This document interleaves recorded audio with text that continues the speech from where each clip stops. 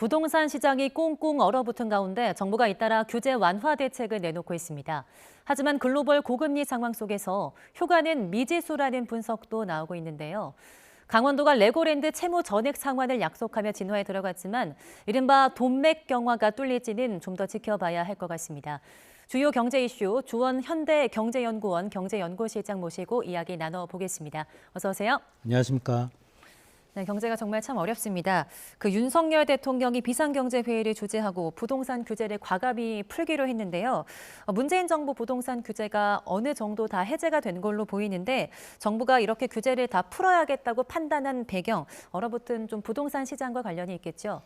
아무래도 이제 최근에 부동산 시장을 보시면 이제 거래는 실종이 되고 예. 가격은 뭐 급매물이 나와서 뭐 어느 지역은 뭐 반토막이 났다 이런 얘기도 있고 최근에 뭐 그 건설사들이 상당히 좀 어렵고 자금이 잘 안 돈다. 그러니까 이런 부분을 위해서 부동산 시장의 좀 경착륙이라고 할까요? 뭐 돈맥 경화라고 그러죠. 예. 건설사들 비롯해서 금융권에 돈이 안 도는 상황을 조금 이제 해소하기 위해서 이제 정부가 좀 나선 것 같고 대부분 이제 그 개인들이 금융권에서 부동산을 사기 위해서 대출 받는 부분, 네. 그 부분에 대한 이제 규제를 좀 많이 풀었습니다. 뭐 그래서 15억 원이 넘는 주택에 대해서는 사실 주택담보대출 대출 못 받았는데 이번에 풀었고 그 다음에 뭐 부동산 규제 지역에 대한 추가 해제 얘기도 좀 있었고요. 당장은 아니겠지만 그리고 뭐 중도금 대출 보증 상한을 9억 원에서 12억 원으로 높인다든가 뭐 이런 종합적인 부동산 대책이 이번에 경제회의에서 발표가 됐습니다. 근데 네. 다만 이제 뭐 배경은 이해가 가는데 네. 사실 부동산 대출에 대한 규제만으로는 좀 어려운 부분이 있거든요. 그러니까 원칙적으로 아주 기본적으로 보면 이 모든 상황의 근본적인 원인은 사실 고금리거든요. 예. 그게 뭐 건설사를 비롯해서 부동산 시장까지 다 퍼지는 거라 그 효과가 과연 나타날 수 있을까? 그거는 좀 지켜봐야 될 부분인 것 같습니다. 그럼 실장님께서는 이번 규제 완화로 뭐 부동산 시장이 다시 살아나기는 좀 어렵지 않을까 이렇게 전망하고 계신 겁니까? 예, 그때 회의에서도 아마 이제 원희룡 국토부 장관께서 뭐 비슷한 취지의 발언을 하셨는데 예. 뭐 이렇게 규제를 풀었다 그래서 이게 대출 규제를 풀었다 그래서 부동산 거래가 갑자기 는다든가 예. 가격이 지금 떨어지는 게 뭐 올라간다든가 이런 효과를 보기는 어렵다. 네.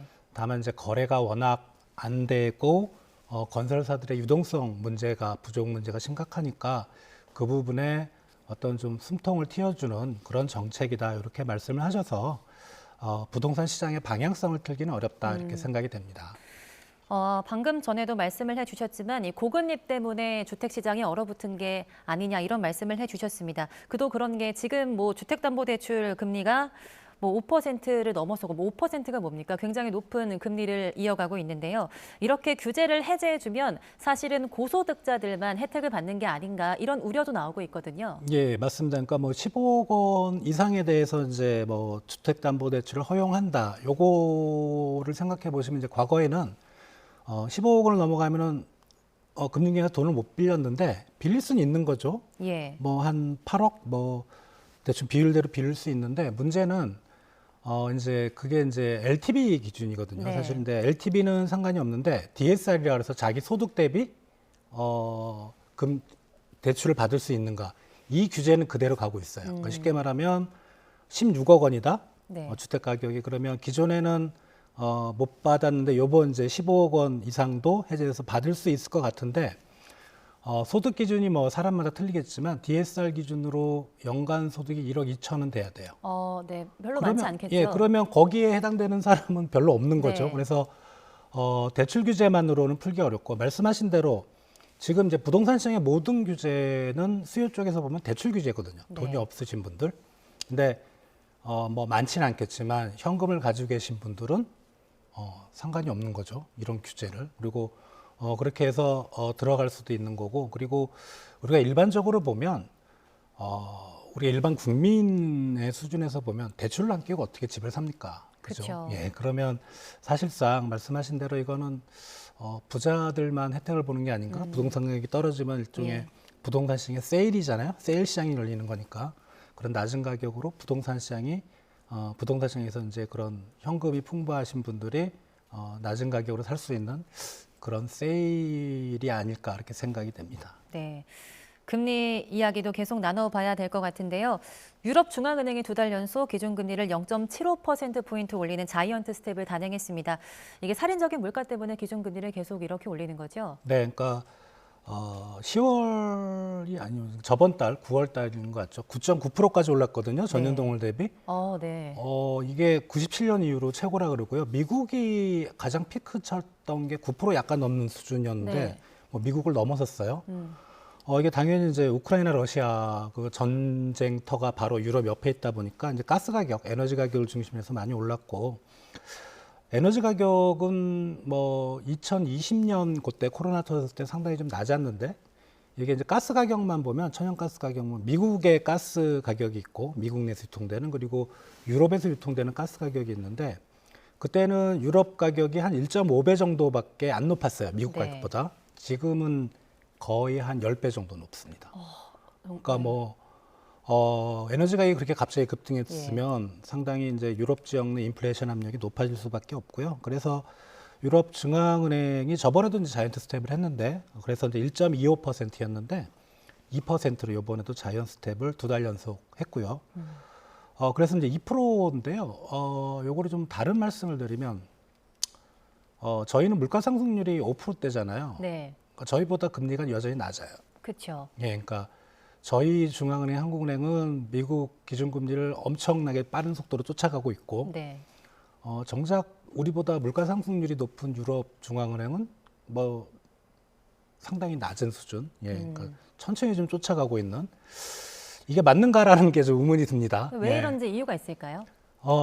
아무래도 여기는 경기 침체 우려를 좀 보는 것 같아요. 왜냐하면 전쟁이 아직도 불확실하고 예. 거기 소비 지표들 보면 특히 소비 심리 같은 경우는 상당히 좀 침체돼 있습니다. 네. 그런 부분 생각할 때 좀 그거를 이제 분위기를 좀 봤었고 지금부터는 좀 빨리 올릴 수 있겠지만 뭐 요번에 ECB가 금리를 올리면서도 경제 활동이 앞으로 더 위축될 거라는 우려도 또 표시한 거 보면 우리하고는 상황이 조금은 좀 달라 보입니다. 네, 또 저희가 관심을 갖고 지켜보는 게 미국의 금리 인상 아니겠습니까? 최근에 한번 3연속 0.75%포인트를 올렸는데 상반기 내내 마이너스를 기록하던 미국의 성장률이 첫 번째로 플러스를 좀 기록했습니다. 네. 금리 인상에 영향을 좀 줄까요? 원래 이제 미국의 올해 1분기, 2분기 경제 성장률은 전기 대비 연율 1분기에 마이너스 1.6, 2분기에 마이너스 0.6, 요번에 이제 3분기께 나왔는데 2.6% 플러스로 네. 나왔죠.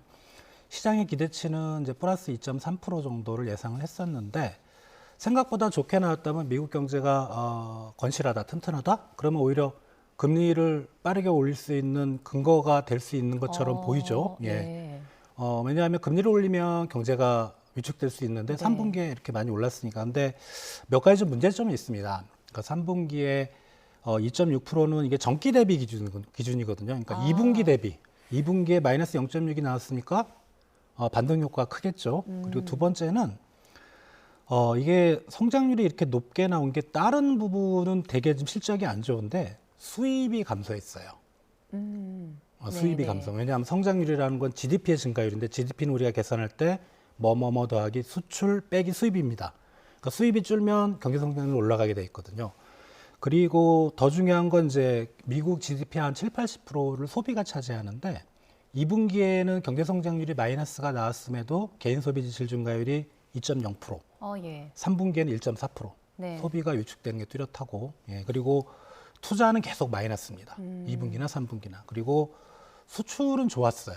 근데 언뜻 이해가 안 가는 게 이제 강달러잖아요. 네. 가격 경쟁력이 떨어졌을 텐데 수출이 잘 됐던 건 이제 그 에너지 가격, 원유 가격이 오르면서 미국의 서부 텍사스 중진류라는 그런 원유가 생산되잖아요. 네. 정유 제품 가격이 좀 많이 올라서 수출은 잘 됐습니다. 그러니까 어떻게 보면 미국 경제의 핵심이라고 할 수 있는 소비하고 투자는 계속 신체되는데 수출 수입에서 어떤 통계적 착시 현상이 있어서 이게 2.6%라는 숫자를 우리가 그렇게 높게 평가할 수는 없다. 내용으로 본다면 미국 중앙은행이 연준이 이거 자이언트 스텝을 예고하고 있는데 그게 과연 맞는가라는 그런 내부적인 비판적인 시각도 분명히 있는 것 같습니다. 네. 그럼 이제 또 우리에게 미칠 영향을 생각하지 않을 수가 없는데요. 가장 궁금한 게 우리의 금리 인상이 언제까지 계속될까 이런 거거든요. 네. 금리가 어디까지 올라갈 걸로 생각하십니까? 일단은 미국 연준의 금리 인상 기조를 철저하게 따라가고 있어요. 우리는. 예. 그러니까 미국 연준이 앞으로 2번 남았는데 한 번은 0.75, 그다음에 12월 달에 있는 건 0.5. 그럼 대략 연말에 한 4.5까지. 그리고 4.5에서 내년 연말까지는 거의 비슷한 수준인 것 같아요. 한 번 정도 살짝 올릴 수는 있지만. 그럼 미국이 올해 12월까지 올린다면 우리도 올해 한 번 남은 금통위에서 한 네. 0.5 정도는 더 올릴 것 같고요. 그리고 그거 올리고 나서는 저희도 그 올렸던 고금리 수준을 계속 내년 연중으로는 좀 유지할 것 같다. 거기서 한 번 정도는 더 올릴 수 있지만 그게 아마 꼭대기처럼 보이고요. 그러면 이제 미국하고 이제 금리 격차가 한 뭐 1.25, 1 요 정도밖에 차이 안 네. 나거든요. 그래서 그 정도는 우리가 과거에 금리 역전 시기하고 비교해 보면 버틸 만한 수준입니다.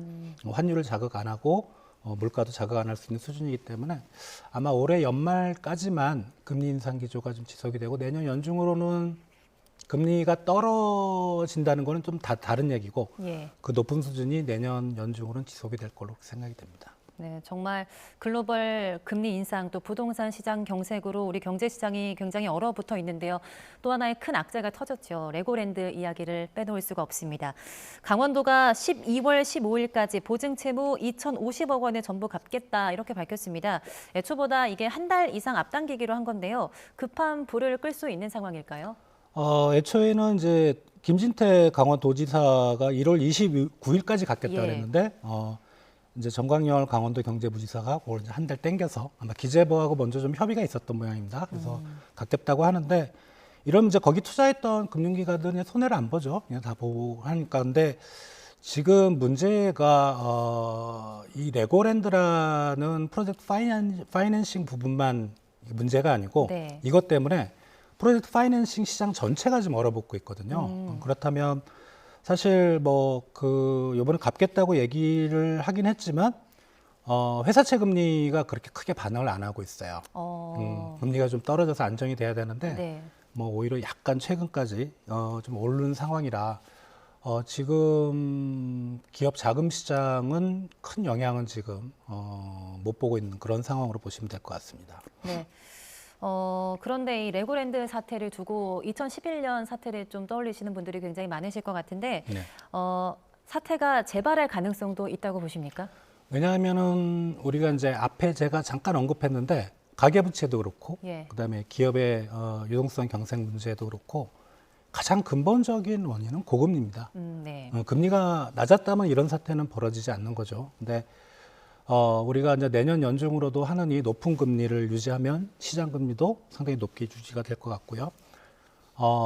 그래서 이런 사태가 이런 그 건건이 종종 발생할 가능성이 있다. 그게 꼭 프로젝트 파이낸싱 시장뿐만 아니고 다른 쪽에서도 나올 수 있는 거고요.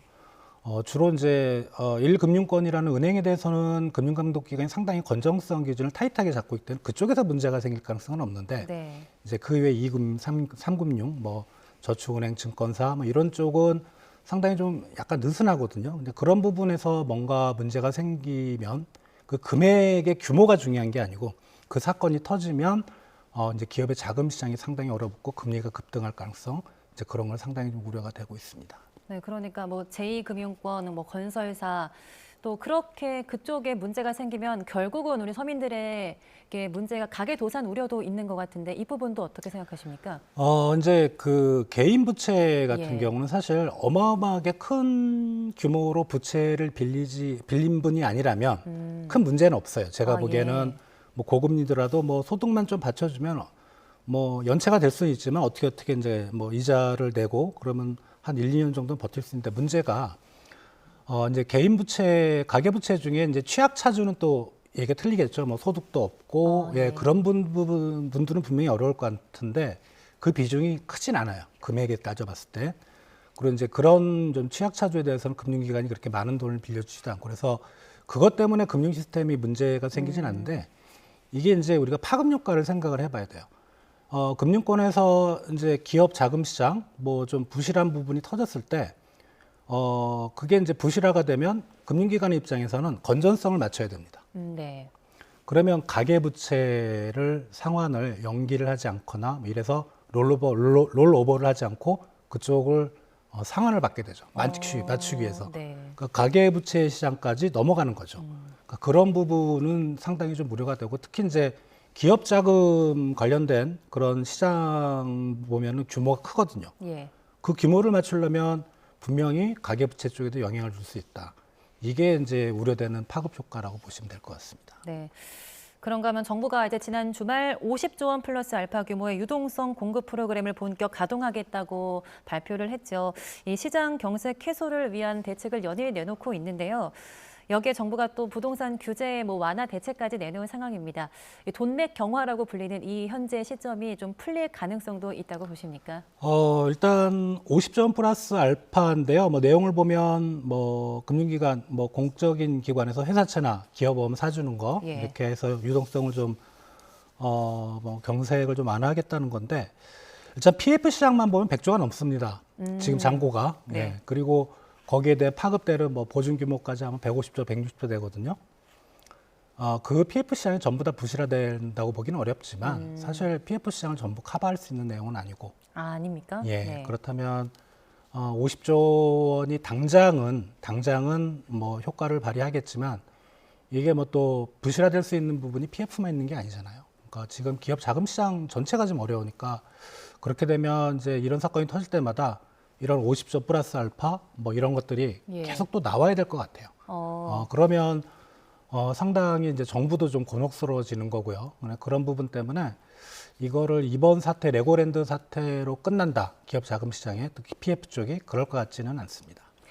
그런데 또 50조 원이라는 이렇게 큰 돈이 시중에 풀리게 되는 거면 저희가 금리를 계속 인상하는 이유가 물가 상승률을 좀 낮추기 위함이 아니지 네. 않는데 네. 그럼 돈이 이렇게 풀리면 사실 물가가 상승하는 데 영향을 주지 않습니까? 영향을 주는데 예. 우리가 좀 생각을 해봐야 될 게 이 50조 규모는 그 시장에만 일단 들어가는 거잖아요. 그죠? 예. 그러니까 이게 점점점 파급이 되고 다른 데로 넘어가고 이게 이러려면 시간이 한참 걸립니다. 그래서 당장은 물가에 영향을 줄 것 같지는 않고 네. 멀리 보면 이제 물가에 영향을 주지만 그러니까 이런 정책들은 종종 있었고요. 그래서 제가 보기에는 인플레이션 우려는 이것 때문에 크게 걱정 안 하셔도 될 것 같습니다. 네. 저희가 이번에는 주제를 좀 바꿔보겠습니다. 이재용 삼성전자 부회장이 10년 만에 회장으로 승진을 했습니다. 취임식 대신 재판을 위해서 공판장에서 취재진에게 간단하게 소감을 밝혔는데요. 잠깐 듣고 이야기 계속 나눠보겠습니다. 제 어깨가 많이 무거워졌습니다. 국민들에게 조금이라도 더 신뢰받고 더 사랑받는 기업 만들어 보겠습니다. 네, 이제 뉴삼성이 출범을 한 것 같은데요. 상황이 녹록치가 않습니다. 삼성전자랑 SK하이닉스가 이번 주에 실적을 발표했는데요. 실적이 다 좋지 않았죠. 예, 삼성전자는 올해 3분기 영업이익이 10조를 기록을 했는데요. 이익이 10조니까 괜찮죠. 예, 10억 원도 아니고 상당히 좋긴 예. 한데 이게 이제 작년 같은 기간, 그러니까 2021년 3분기보다 한 30%가 감소한 규모입니다. 근데 이제 반도체 기업의 특성은 우리가 반도체 기업들이 이익을 많이 낸다고 하지만 그 이익의 상당 부분을 투자로 반드시 돌려야 돼요. 예. 반도체라는 제품의 주기가 짧기 때문에 예. 생산 시설을 계속 교체해야 되거든요. 그래서 투자가 중요한데 이 이익이 줄었다는 건 그만큼 이제 투자가 위축될 우려 이런 것이 이제 우려가 되는데 문제는 이제 SK 하이닉스도 분명히 이제 이익이 많이 줄었고 네. 삼성도 줄었는데 두 회사의 대응 방법이 틀린 거죠. 그렇죠. 네. SK 하이닉스는 투자를 절반 정도로 줄이겠다고 삼성전자는 늘리겠다 합니다. 네. 예.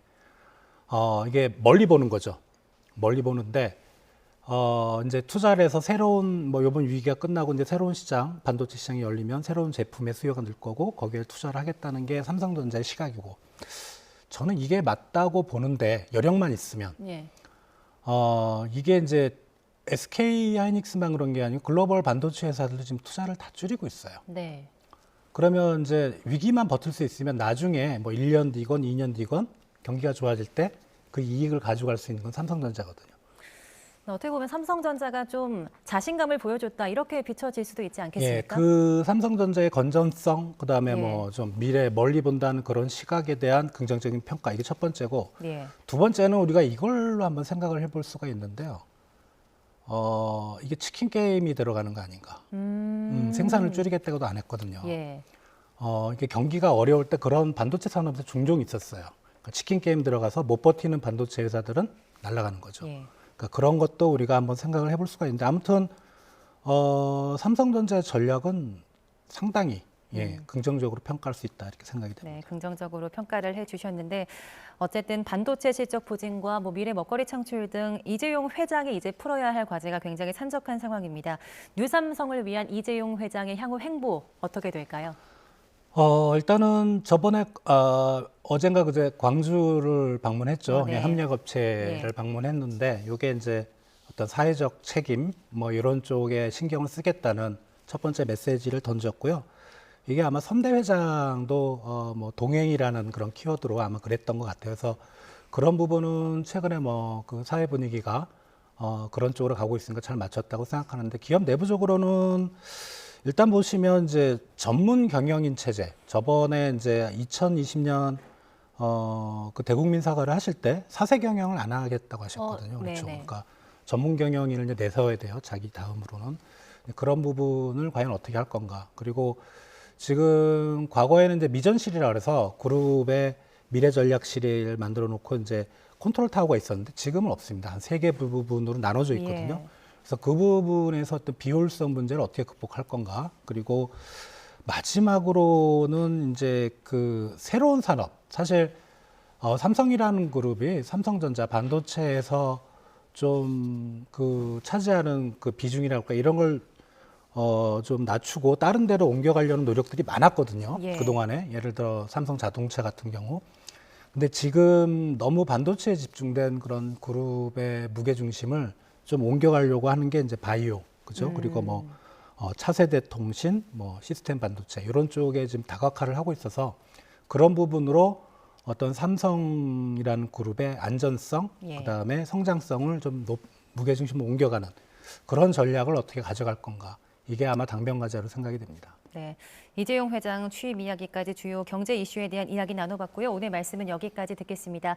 현대경제연구원 경제연구실장 주원 실장과 함께했습니다. 고맙습니다. 감사합니다.